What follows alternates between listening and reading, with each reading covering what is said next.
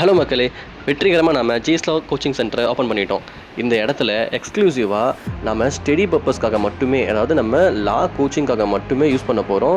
வேறு எந்த விதமான ஒர்க்கும் இருக்க போகிறது கிடையாது.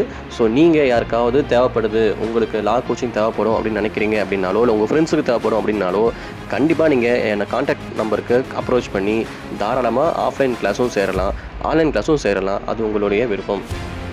ஓப்பன் பண்ண போகிறேன், பாருங்கள் கிளாஸ் எப்படி இருக்குது அப்படிங்கிறத.